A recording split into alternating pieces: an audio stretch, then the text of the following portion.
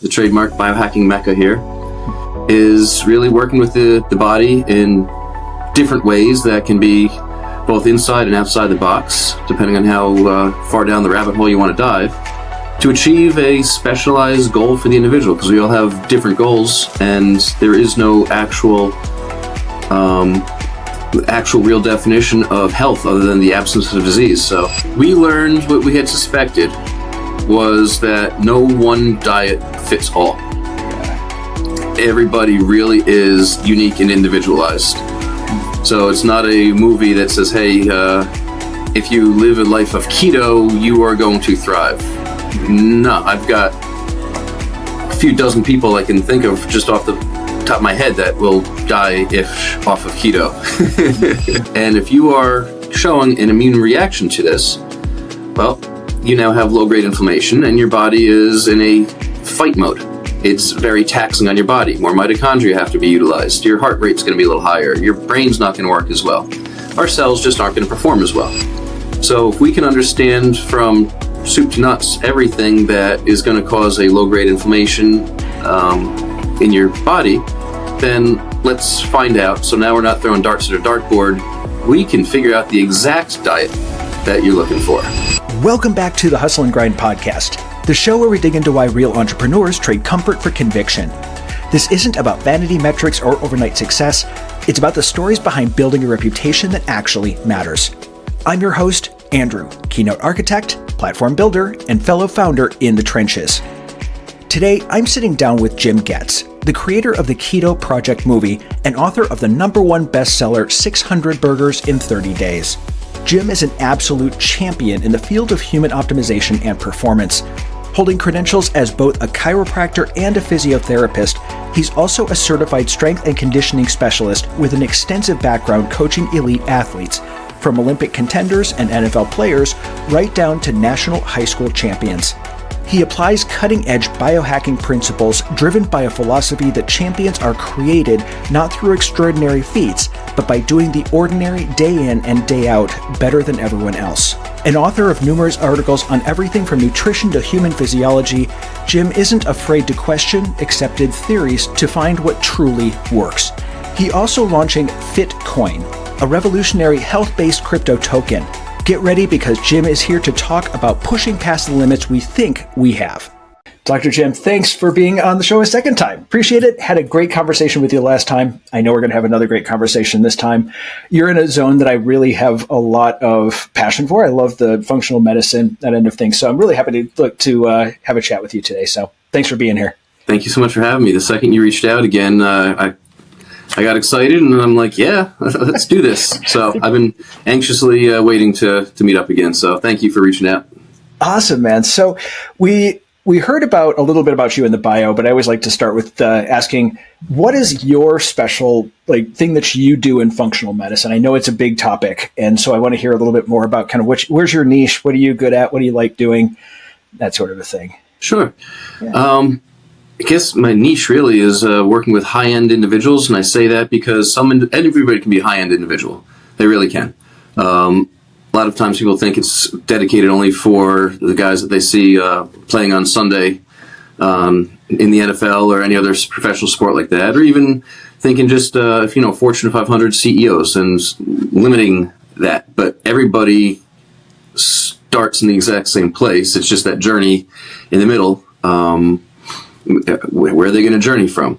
So when I say high-end individuals, meaning somebody that wants just to be a better version of themselves, whether it's to climb Mount Everest, whether it's to pass a test, whether it's to live longer, to put on pants again, which sounds kind of funny and simple, but an individual the other day did thank me for helping him put on his pants once again.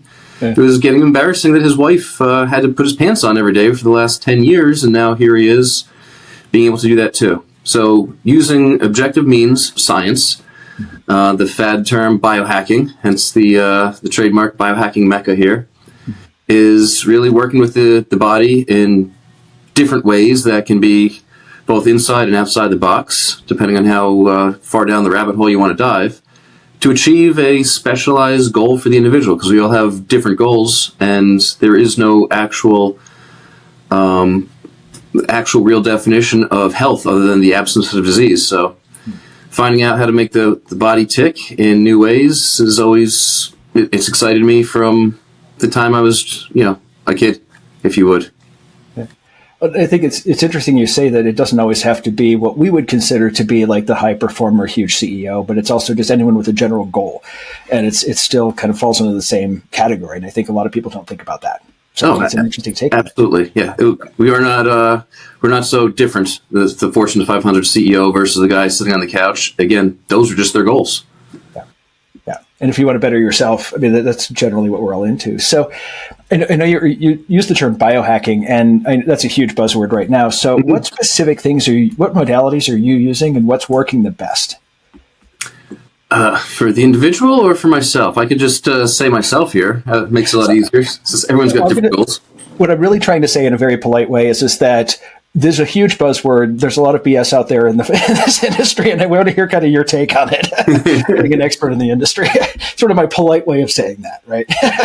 So, as a buddy and a mentor of mine, Coach Mack, he's a special assistant at Alabama right now in their football squad. Kind of got me into strength conditioning as a coach back in my 20s, and really paved the way a lot. And one of the things that he said in the Keto Project movie that he was a part of, he said, "Tell me what something's called today, and I'll tell you what it was called 20 years ago." There's nothing really that's overly new. It's the same things that have been happening decades after decades after decades. And now people are just waking up a little bit and calling it something different. I mean, individuals will call themselves the greatest, pick a word out there. And really all they're doing is putting a cool marketing term that we found that humans respond wildly to, and they feel that connection to. So now they're going to use whatever method it may be out there. When it comes to, functional medicine, a lot of functional medicine doctors simply replace the actual drug with, let's use a nutraceutical instead, something that is supposedly natural or herbal. That's not really functional medicine. That's just kind of a replacement as well. So, I like the idea of aging slower, for instance, letting the mitochondria work longer for us, help us get further in life, if you would. Something like that is a simple telomere test. You take a test of your telomeres and you go through a different life cycle, if you would. Let's do that for, say, a year and retest. Are we slowing down our aging process right there, or are we not? Some individuals they've lived a terrible lifestyle their entire life. Well, what can we do now for the brain? What can we do for the heart?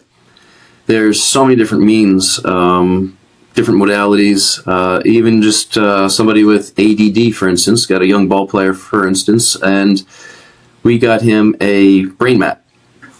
Let's see how your brain's working. Let's go all out and have some fun with this, right? Exactly. Well, what was going on when he's also a big-time baseball player, when he's in batting practice, when he's going with his team and they're doing like the live BP, he's crushing it, absolutely destroying it.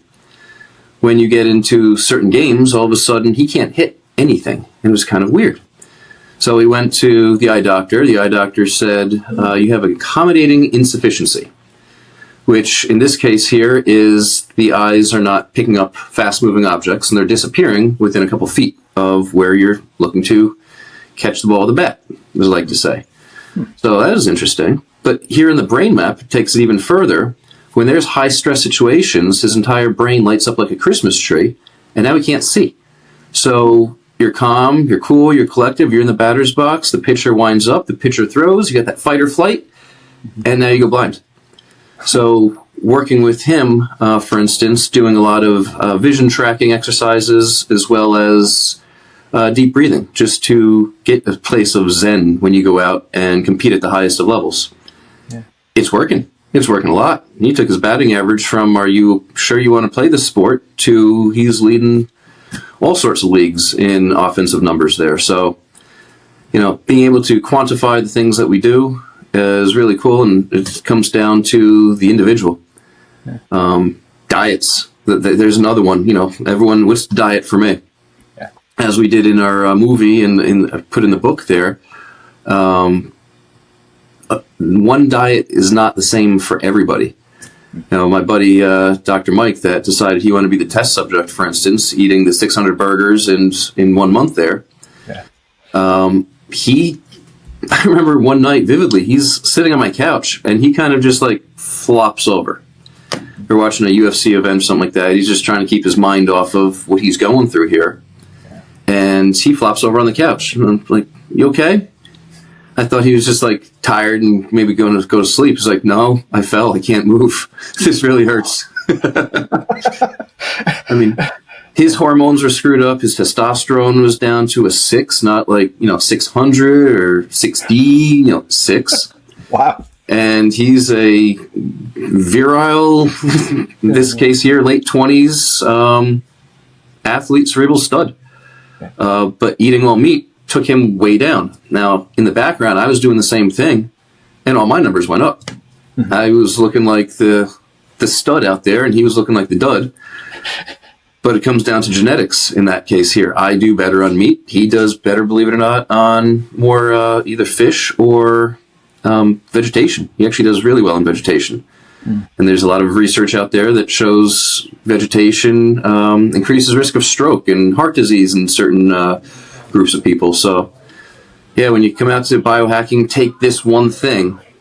I always say, for what? What is the purpose? And if somebody says, I don't know, you tell me, well, save your money. I saw it on Instagram. Yeah, you do that too. But you're absolutely correct. I noticed with myself, I was vegetarian for a while for a lot of reasons, and I noted I was not performing well once I went back onto meat. And I'm mostly on like the keto end of carnivore thing going on, much better. And so I like to be my ultimate N=1 study. So there's a lot of science out there. There's a lot of great information. There's a lot of people doing, really trying to push boundaries and trying to see what works best, but it's really all about what you do, what works for you, right? Yep. Yeah. Don't go onto Facebook and ask 500 of your closest friends, what should I do for me here? You can get 500 different answers and you'll still be confused. Yeah, exactly. So true. So you mentioned it a little bit, and I'd like to go into it. You have a movie. Talk a little bit about the Keto movie. The Keto Project, which is now available on Amazon Prime. The Keto Project movie, it was an idea that I had when I saw Super Size Me in undergrad. Nice. I thought it was kind of a fun movie, and I kept thinking the entire time, this dude is nuts. What is he doing? I mean, this food is not good for you. And then as I progressed in my education a little bit, I started thinking, well, maybe the meat's not bad. What about the food here? I mean, in the drinks, there's a ton of sugar. In the buns, there's 9 grams of sugar in a bun. There's the sugar and the high sugar in the ketchup and all the sauces that they put on. So you're getting 20 grams of sugar there before you have a drink. And then you got those fries. So I'm thinking to myself, what would happen if you just went and got the bun, not taken off, you had the patty, and that was it. The patty, have some water, call it a day. You got plenty of calories, you could live off of that. And I kind of kept that idea with me for 10, 15 years. It's one of those ideas that, if you think about it long enough, it'll just go away. No, never does.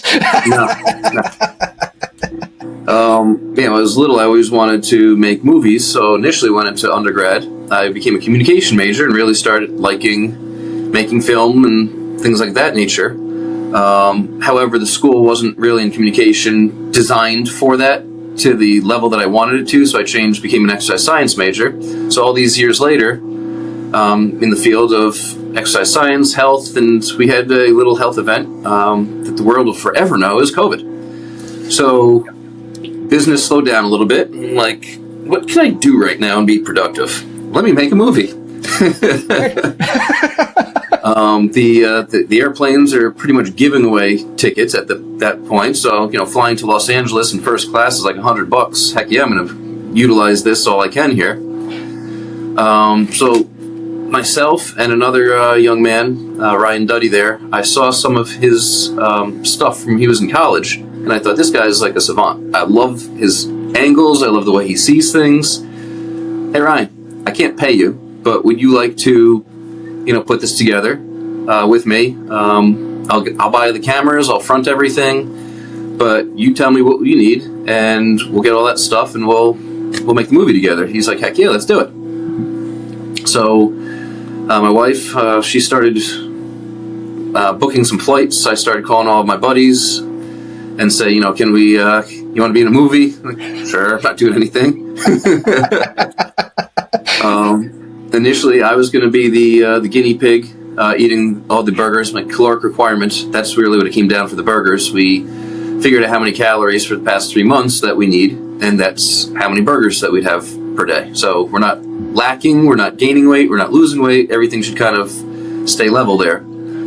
But when Dr. Mike hears a challenge, he does not back off. He wants that challenge. Some years ago, it was Georges St. Pierre. He had he stood in for a fight, and I forget against who, and he had to go down 3 weight classes in order to do this in a period of like 2 weeks. So what Dr. Mike say? Challenge accepted. He did the same thing. He was dying, but he got down and was happy as could be. He did it, checked it off his list, and went on with life. Yeah. So this is another one. He was particularly begging, can I, please, can I be the guinea pig? I'm like, all right, fine. Meanwhile, I'm thinking to myself, thank goodness he's doing this, not me. Yeah. I might cheat. I might want some mustard on a burger. Yeah. So we documented, made sure we quantified everything with the brain scans, pulling liquid out of every orifice of his possible, doing it quite often, measuring ketones, blood ketones, you name it, we did it, and just quantifying his journey the entire way. Like I said, calling up some of my buddies along the way to see if they want to be in the movie as well for all the interviews.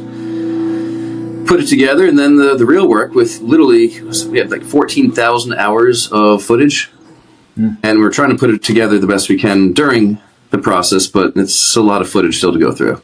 Yeah. That's a lot. Yeah. To boil that down. I still have enough footage to like, should I make another movie out of what we already have here? I mean, we probably could. Enough for 3. Yeah. So you have the main movie, and they have the here's why I wouldn't do this again, and science behind it. And, what was his macros when he was doing that? Just out of curiosity. Sure. With carbohydrates was none. It literally was water and the burger patty. Now, the only thing I did not do was reverse engineer it. Realistically, I'd love to say, our budget was astronomical, but some of the quotes that you get for laboratory studies, especially when it's in such small volume, become astronomical. Yeah. And since I was literally self-funding it myself, I still wanted the kids to, be able to eat dinner that night. Don't get me wrong. If this was just me, I would have been ramen noodles once a week and call it a day just to get this done. Exactly. Yeah. But, other than that, it was just a breakdown. So let's see, it was 30 times. It was at like 100 grams of protein a day. Okay. The rest fat. Yep. Huh. That's really interesting. And so at the end of this, I won't give away the movie, but what did you guys learn? We learned what we had suspected was that no one diet fits all. Yeah. Everybody really is unique and individualized. So it's not a movie that says, hey, if you live a life of keto, you are going to thrive. No, I've got a few dozen people I can think of just off the top of my head that will die off of keto. Yeah. So Dr. Mike died pretty much on carnivore / keto, and others like myself and sounds like yourself would thrive off of something like that. So yeah. Exactly. Yeah. And it's all different and based on blood studies. Is there any good blood work out there you can have done? There's a bunch of blood. I don't know if they're just like targeting me or what it is, but Facebook keeps targeting me for rhythm and these blood tests that you get. Any ones that are better than others, like as far as if I want to know these numbers? And what are some of the tests? What are some of the specific, I want to say KPIs because that's the business world. What are some of the specific things you're looking for, the markers you're looking for? Sure. Just doing something basic. Like before we really hone in, because there's individuals that they literally go to Princeton Longevity, get everything pulled, and then come to us, and we then work with them based on all that being pulled. What I would normally just like to look for at first is a basic food sensitivity, IgGs, where you get low-grade inflammation on a myriad of foods. So people will think, gluten or dairy, and that is going to throw them into a tiffy or screw up their body. We don't know that unless you get tested.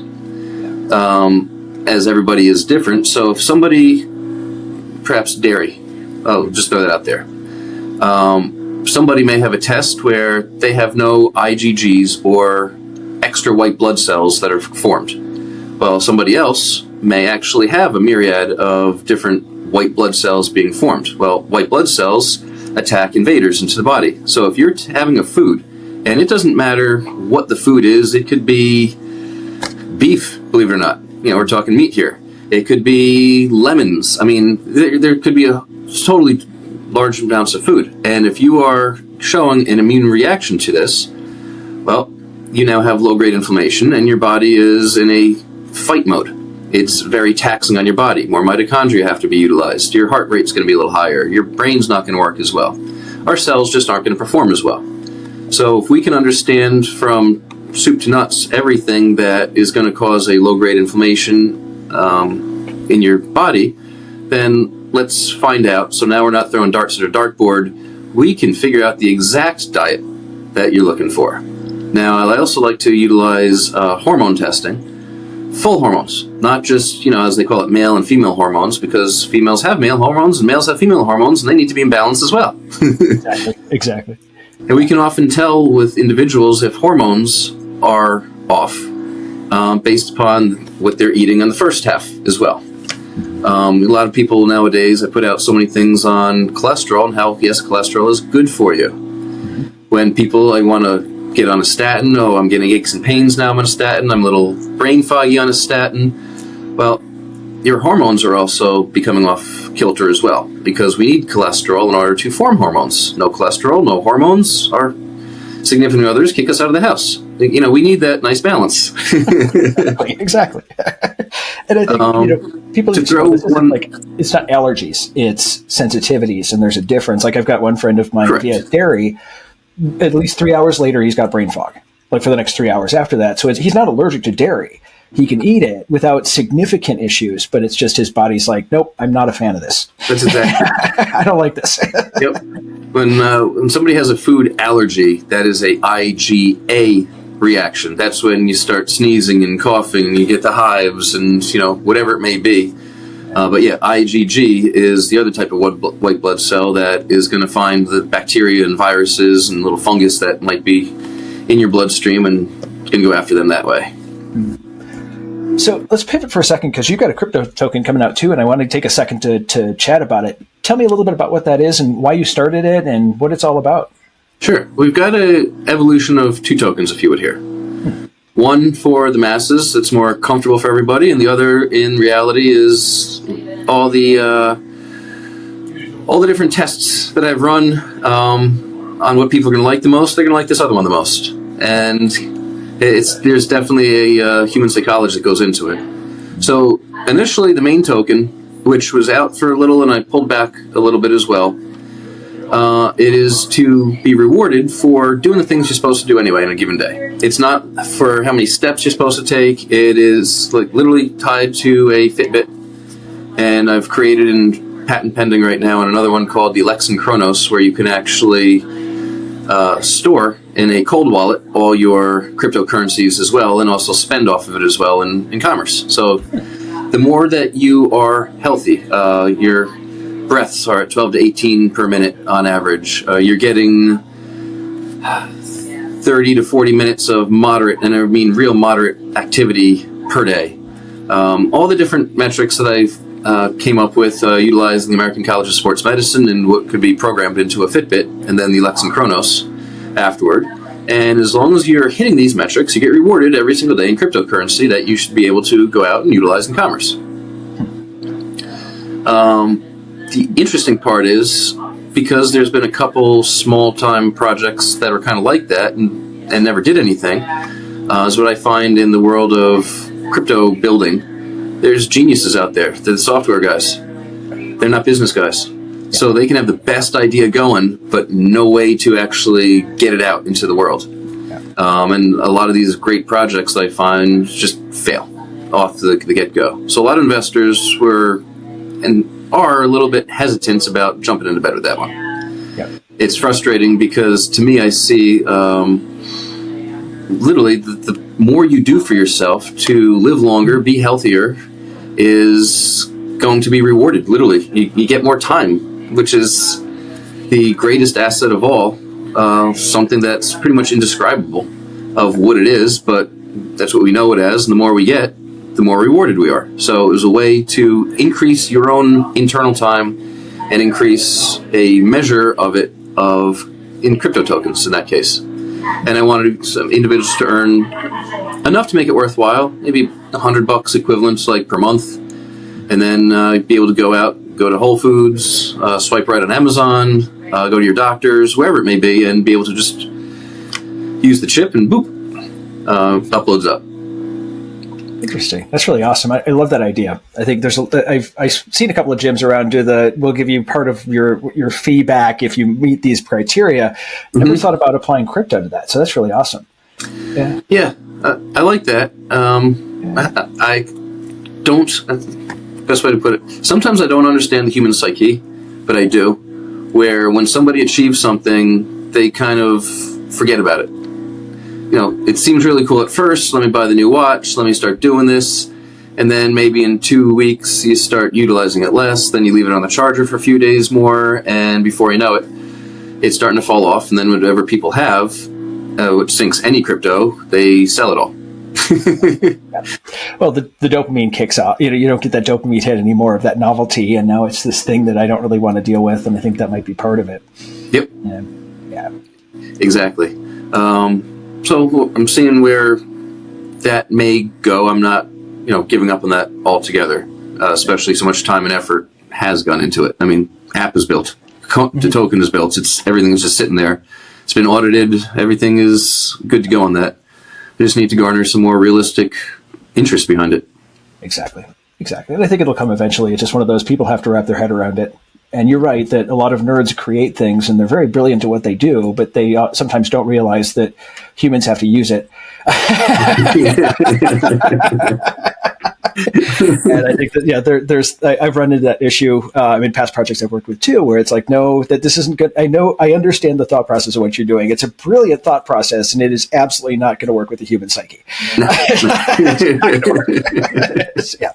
So, well, Jim, thank you so much for being on the show again today. It's been a great conversation. I really appreciate having you, man.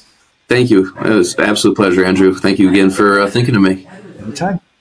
Thanks for tuning into the Hustle and Grind podcast, where we unpack what it really takes to build something that matters.